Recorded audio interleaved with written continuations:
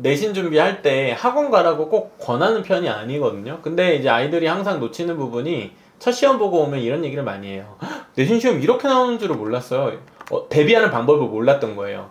그러니까 이 친구들이 중학교 때 제대로 된 내신 시험 공부를 해본 적이 없다 보니까 실력이 되게 좋고 열심히 하는 친구인데도 불구하고 고등학교 1학년 가면 첫 시험에 무조건 아쉬운 부분, 즉 실력대로 한 게 아니라 그 방법을 몰라가지고 내신을 어떻게 대비해야 되는지를 몰라서 시행착오를 겪는 애들이 항상 나오더라고요.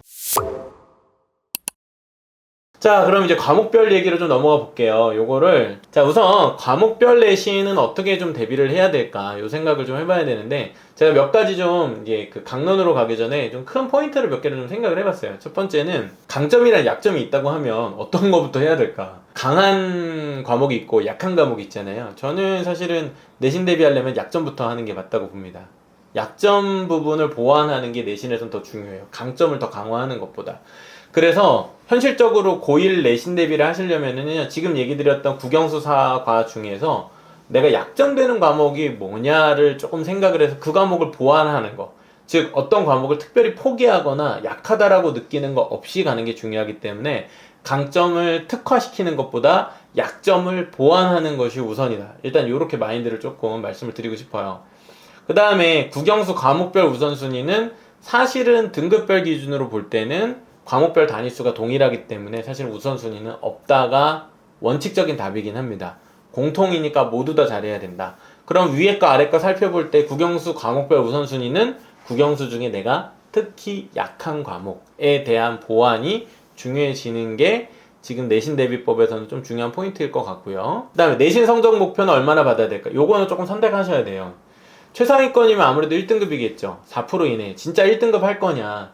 좀 현실적으로 생각해보는 거예요. 뭐 1등급 하면 좋겠지만 1등급 진짜 어렵기 때문에 공통과목 기준, 예를 들면 우리 학교 300명 기준으로 내가 전교 10등 안에 들어가는 목표로 공부를 할 거냐, 아니면 상위권 정도, 뭐 한 10% 정도, 그러면은 내신이 전교생이 300명인데 10%면은 한 30등 정도, 반에서 한 3등 정도까지는 내가 목표로 할 거냐, 우리 학교에서.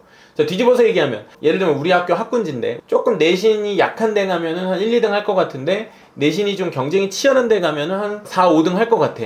그럼 이제 상위권 좀 아니게 되잖아요. 그러면은 그 정도 점수 나와도 괜찮을까? 한 반 30명에서 5등 정도 되는 점수가 내 목표치가 맞나? 이렇게 이제 현실적으로 좀 가늠해 보시면 좋겠고, 중상위권 같은 경우는 20% 정도까지, 한 반 인원 30명 기준으로, 그러니까 5, 6등 정도까지 중상위권.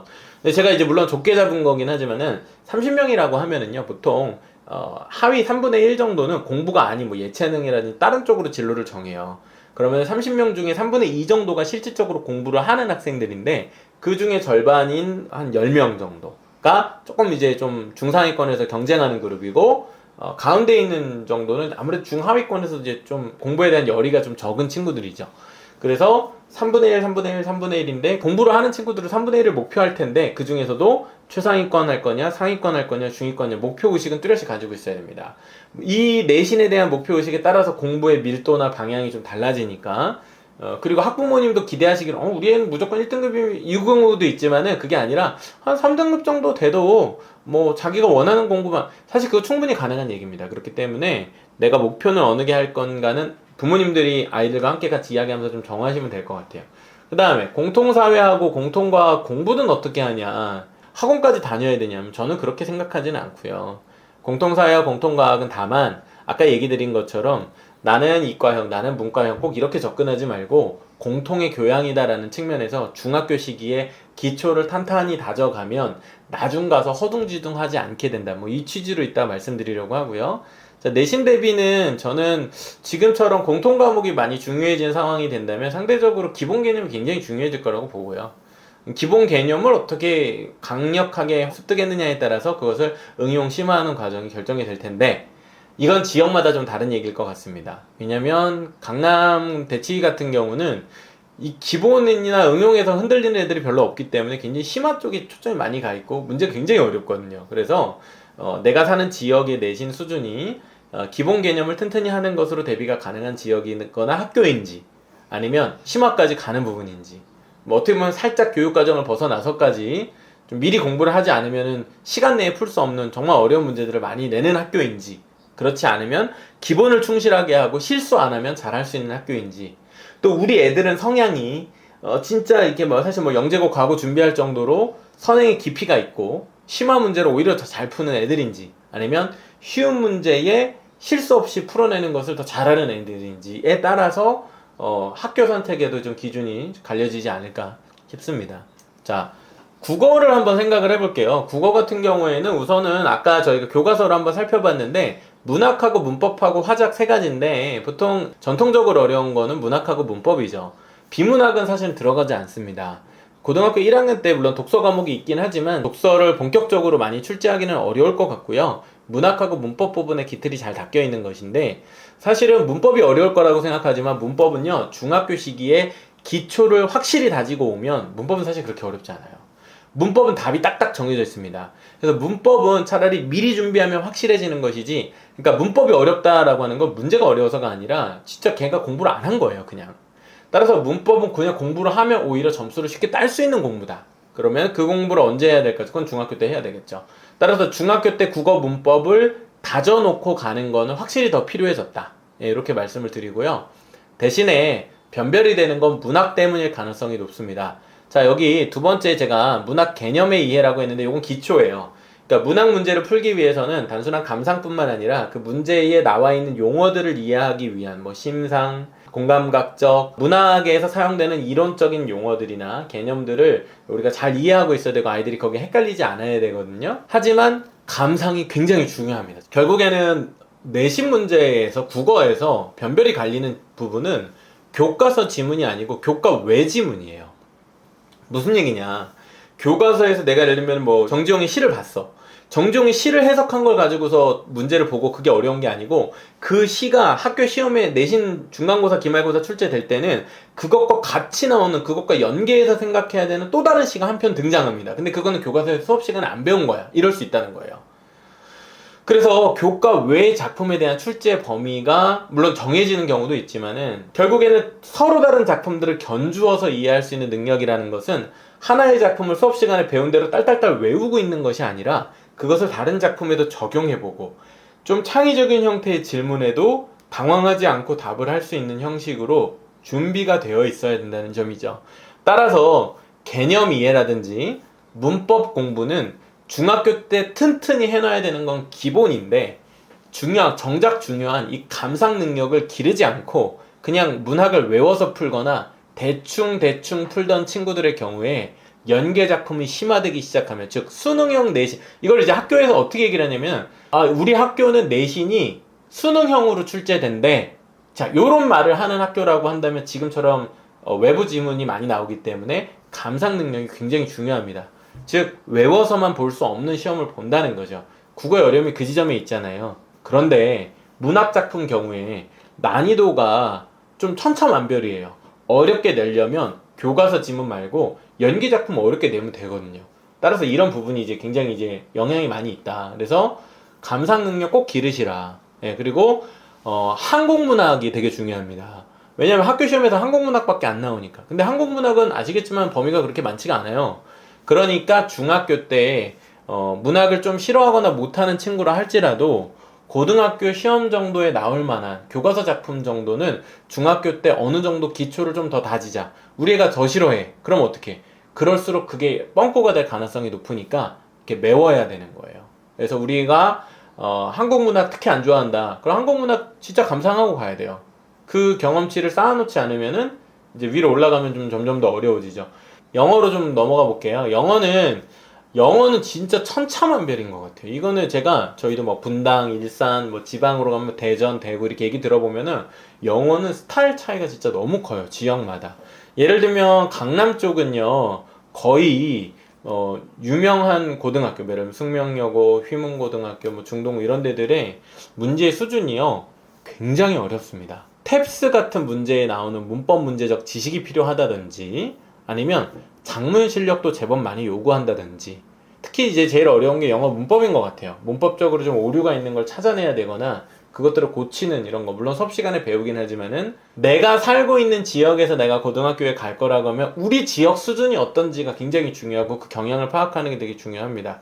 그래서 교과서 자체보다도 보조교재 자체가 훨씬 더 많이 활용되고, 어휘는 선생님들이 프린트를 따로 주시기도 하고요. 그 다음에 한국식 영어 기준으로 어휘 많이 외우고, 그 다음에 이제 문법 구문 잘 정리돼 있고, 그런 의미에서 독해에 필요한 문법 잘 닦여 있는 애가 영문법, 영작 등에 필요한 문법적 기초가 튼튼해야 되는 것 같아요. 근데 이게 잘 안 돼 있어요, 제가 볼 때는.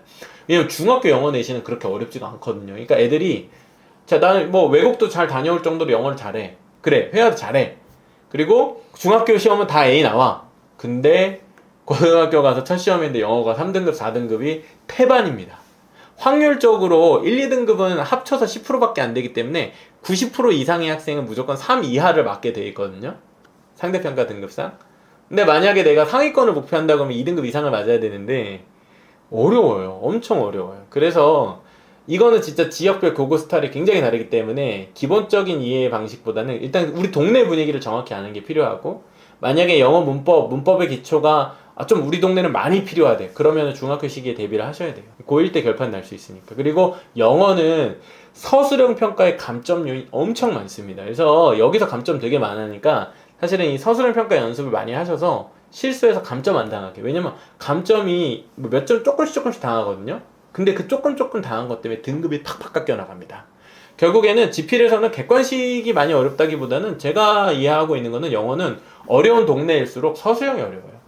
서술형의 감점 요인이 되게 많고, 따라서 감점을 서술에서 안 당하는 부분, 그러니까 서술형 문제 풀이에 대한 좀 대비가 중학교 3학년 때는 되어 있어야 고등학교 1학년 시험에 대한 대비가 좀 되겠죠.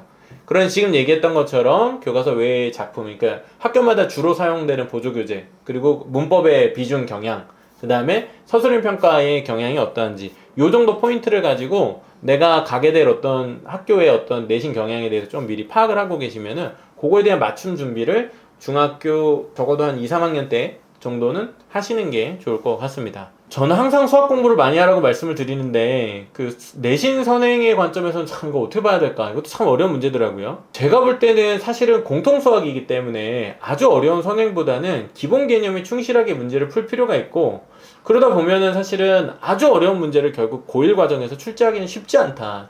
저는 그 생각이 좀 들더라고요. 그래서 현행과 다지기가 되게 중요하지 않을까? 이런 생각을 좀 해보고요. 어려운 문제 풀이보다는 쉬운 걸 여러 번 풀어서라도, 특히 중학교 때 이미 수학 포기하려고 하는 애들 있잖아요. 그런 애들한테는 과감하게 수원, 수투, 미적 뭐 할 필요 있습니까? 공통 수학만 정확하게 잡아보자. 중학교 수학 확실히 잡자.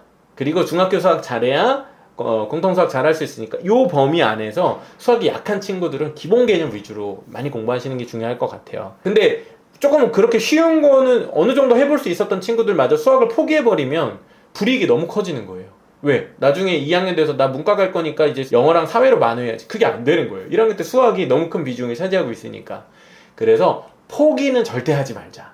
이 말씀 꼭 드리고 싶고, 그럼 지금 우리 애 늦댔는데 어떻게 하냐? 상관없어요. 늦으면 좀 천천히 따라가면 되는 거죠. 천천히 따라가면서 잡아가자. 만약에 조금 잘하는 친구라면 선행의 범위 단원보다는 심화를 계속해서 좀 심화 문제를 다루는 부분으로 가야 결국 선행의 효과를 좀 극대화할 수 있지 않을까. 내신 경쟁에서 너무 당연한 얘기일 수 있겠죠. 그 다음에 이제 뭐 서술형 평가 등 감점 요인 등이 일부 있지만 이건 결국 계산 실수 때문에 나오는 경우들이 많기 때문에 제가 볼 때는 뭐 영어에서 일부러 감점을 시키려고 하는 디테일보다는 그냥 계산 실수 안 하면 괜찮을 것 같고요. 그 다음에 이제 현장에서의 시간 관리나 멘탈 관리 되게 중요하죠. 수학이 아까 수포자 되지 않는 것도 결국 멘탈 관리인데, 아이들이 보면은요, 수학이 시험 문제가 어렵게 나오면 멘탈이 진짜 붕괴되는 애들이 정말 많습니다. 왜냐면 내가 평소에 한 8, 90점 맞았는데 뭐야? 문제 3개도 못 풀었는데 시간 너무 오래 걸려. 자, 현명한 건 뭐예요? 어려운 거 빨리 제끼고 풀 수 있는 것부터 푸는 거. 근데 애들이 그렇지가 않고요. 원래 잘하는 애들인데 갑자기 수학 문제가 어려운 게 나오면 오늘 뭔가 잘못 풀고 있나? 다시 풀어봐야지. 시간 다 잡아먹어요. 1시간도 안 되는 금방 이 짧은 시험 시간이 후딱 지나가 버립니다. 그래서 자기 실력대로 시험을 못 보고 첫 시험을 망치면 와르르 무너지게 될 수 있는데, 수학의 경우가 그 충격이 많습니다. 수학은 멘탈 싸움이 되게 커요. 따라서 예를 들면 엄청 어려운 게 나왔다. 딴 애들은 더 어렵겠네. 그래서 내 실력껏 할 수 있는 대로 해내자. 이걸 해내야 되는데 이 멘탈 관리 연습을 중학교 때 해놔야 됩니다. 따라서 진도상의 선행보다 시험 현장에서 발휘할 수 있는 스킬로서 멘탈을 강화하고 여러 대응 상황에서 전략적으로 움직일 수 있는 이 머리 회전이 좀 돌아야 되는 거죠. 그런 관점에서 수학을 조금은 스킬하게 접근하는 문제풀이적인 어떤 전략도 구사할 줄 아는 게 제가 볼 때는 수학 내신 관점에서는 좀 필요하지 않을까 하는 생각을 해봤고요. 암기 과목이라고 우리가 흔히 볼 수 있는 탐구 과목들 두 개는 좀 같이 공통으로 볼게요. 이거 일종의 암기 과목이죠. 근데 공통사회 공통과학은요, 사실은 선생님들마다 주시는 포인트들이 분명히 있습니다. 왜냐면 암기의 성취익이 그럴 수밖에 없잖아요. 그리고 수업 시간에 흘리듯 지나갔던 이야기들도 결국 출제가 될 가능성이 높기 때문에 그 디테일을 들은 애들과 듣지 않은 애들의 차이가 크게 벌어질 수 있다는 생각을 꼭 하셔야 됩니다. 어떤 거는 생뚱맞은 내용도 시험에 나올 수 있다 라는 관점을 좀 가질 필요가 있고요. 그 다음에 이제 친숙하지 않거나 좋아하지 않은 과목, 특히나 사회와 과학 두 과목 다 좋아하는 애들이 있고 둘 다 싫어하는 애들도 있고 둘 중에 한 과목만 좋아하는 애들도 있는데, 좋아하지 않는 과목에 대한 대비를 중학교 1, 2, 3학년 때 빌드업 해야 된다. 싫어하고 안 좋아하니까 안 시켜. 그러면 거기 계속 빵꾸 나는 거예요. 그래서 이거에 대한 밸런스를 반드시 메워가야 한다. 그 다음에 기본 개념 이해도가 현저히 부족한 영역 있어요. 아까 제가 예를 들었던 게 뭐예요? 법, 예를 들면 사회 같은 경우에는 법이나 경제, 뭐 공통과학 같은 경우에 특히 물리. 자, 내가 약한 부분이라고 생각하면 그 부분이 와르르 무너질 수 있어요. 근데 그게 결국 시험에 나옵니다. 시험은 한두 문제 때문에 등급이 갈리잖아요. 그러면 그 디테일을 어떻게 채운다? 내가 부족한 부분을 포기하지 않으면. 난 만약에 사회 과목인데 뭐 윤리나 아니면 문화는 좋아하는데 경제나 법은 도저히 모르겠어. 너무 어려워. 중학교 때 기초를 다져놔야 돼요. 왜? 그거 포기하면 그 과목 아예 내신 무너지니까요. 자, 이런 관점에서 메우는 공부가 필요하다. 기본적 밸런스 지켜야 된다. 그래서 결국 모두가 어려워하는. 그러니까 예를 들면 뭐 과학으로 치면 물리화학이고 사회로 치자면 법과 경제겠죠. 이 부분이 각각 다 어려워서 킬러가 될 가능성이 높다. 그러니까 보통 뭐 이과 학생들이 생명이 되게 어렵다고 얘기하는데, 그거는 뭐 얘기냐면 생명 1, 2 혹은 이제 1에서 잘하는 애들이 되게 많잖아요. 이과 애들 중에서 의대 가려는 애들은 다 생명 선택하니까 그래서 이제 상대적으로 어려워지는 거지, 절대적인 내용상의 난이도는 보통 일반적으로는 화학이나 물리를 더 어려워하는 경우가 많습니다. 특히 공통과학의 경우는 더 그렇고요. 아니면 나머지는 다 암기니까요. 자, 그리고 탐구 과목의 특징이 수행평가 비중이 상당히 좀 높을 수 있습니다. 그리고 그게 거기서 의외로 변별이 돼요. 나머지는 수행평가가 약간 점수 주기식이 될 수 있는데, 공통사회랑 공통과학의 경우에는 탐구형 과제들도 많고, 그래서 세특까지 공통관리가 들어가면서 동시에 수행평가의 비중이 높기 때문에 그에 대한 대비가 내신에 결국 반영이 된다. 많게는 수행평가 비중이 막 50%까지 되는 경우도 봤으니까요. 고등학교지만 상당히 수행평가 중요하다. 보고서 내고 그 과제를 열심히 준비하는 것들이 실제로 성적에 미치는 영향이 상당히 크다. 자, 마지막으로 과목별 내신의 관점에서 조금 좀 놓치지 않았으면 하는 몇 가지 포인트들은요, 중간고사하고 기말고사의 난이도 차이가 분명히 존재합니다. 어떤 게 더 쉬울까요? 중간고사가 쉬울까요? 기말고사가 쉬울까요? 보통은 중간고사가 쉽죠. 중간고사가 좀 쉽게 냈다가 애들 만점이 너무 많이 나와? 1등급이 너무 많아? 그럼 어떻게 해요? 기말고사 때 확 어렵게 하죠. 아이들은 거꾸로 움직입니다. 중간고사 때 엄청나게 대비를 많이 해요. 왜? 긴장하니까. 근데 이 정도 하면은 2등급 3등급 나오네? 방심하게 되고 기말 때 무너지게 되는 거죠. 그래서 이렇게 크로스 됩니다. 그러면 사실은 중간고사 때 무너지면 기말 때 복구하기가 상당히 어렵겠죠. 이게 중간고사 사실 굉장히 현실적으로 중요하고요. 난이도 조절. 자, 그 다음에 등급은 디테일이다. 야, 이게 무슨 얘기냐면은 사실은 실력은 고만고만해요. 정말 100%입니다. 1등급하고 3등급 강남 지역에서 실력 차이 그렇게 크지 않습니다. 그 디테일까지 아주 집요하게 해낸 애들하고 그냥 잘하는 애들, 그냥 잘하는 애는 3등급, 집요하게 디테일을 챙기는 애는 1등급, 이 차이입니다. 그래서 이것은 실력 차이라기보다는 디테일 차이다 라고 저는 좀 말씀을 드리고 싶고요. 그 다음에 이제 운도 좀 따라요. 운도 따라요. 찍었는데 한 문제 맞은 것들이 가져온 영향 같은 거 있잖아요. 근데 실제로 이제 내신 경쟁이 굉장히 치열해지면은, 그래서 내가 예측한 대로 시험 결과가 나오고 대비를 했어. 근데 이런 거 있어. 혼자 내신 준비했었을 때 좀 아이들이 특히 사실은 보통 저도 내신 준비할 때 학원 가라고 꼭 권하는 편이 아니거든요. 근데 이제 아이들이 항상 놓치는 부분이 첫 시험 보고 오면 이런 얘기를 많이 해요. 내신 시험 이렇게 나오는 줄을 몰랐어요. 대비하는 방법을 몰랐던 거예요. 그러니까 이 친구들이 중학교 때 제대로 된 내신 시험 공부를 해본 적이 없다 보니까 실력이 되게 좋고 열심히 하는 친구인데도 불구하고 고등학교 1학년 가면 첫 시험에 무조건 아쉬운 부분, 즉 실력대로 한 게 아니라 그 방법을 몰라가지고 내신을 어떻게 대비해야 되는지를 몰라서 시행착오를 겪는 애들이 항상 나오더라고요. 그런 관점에서 제가 볼 때는 학교 내신 시험이라면 A 말고 100점 맞기 뭐 이런 거 다 하잖아요. 뭐 100점을 목표로 한다든지 이건 기본이고, 그것보다도 좀 더 나아가면은 일부러 틀리게 만들려고 하는 이제 그런 어떤 변별을 위한 문제까지 맞춰내려고 하는 디테일들을 준비하거나, 아니면 나 이거 다 알았으니까 문제 풀 수 있었어. 근데 그냥 안다고 대충 생각하고 문제 학교 그냥 대충 참고서 문제 푼 거하고 완벽하게 그걸 외우거나 적용하거나 베리에이션 한 것까지 풀어본 이 변형 문제까지 풀어본 거랑은 또 경험이 다를 수 있거든요. 그래서 그런 경험을 사실은 고등학교 1학년 특히 첫 시험에 대한 어떤 대비점, 물론 중학교 1학년도 중요했지만 고등학교 1학년 첫 시험에 대한 어떤 좀 대비가 혼자서 하면은 경험이 없기 때문에 시행착오를 겪을 수밖에 없고, 좀 그 대비하는 게 좀 좋을 것 같긴 해요. 저도 지금 느낌에는 우리 애들이 뭔가 시행착오를 겪을 텐데 1학년만 딱 내신을 받는다고 생각하니까 저도 시행착오를 가급적 안 겪게 하고 싶다는 생각이 저도 드네요.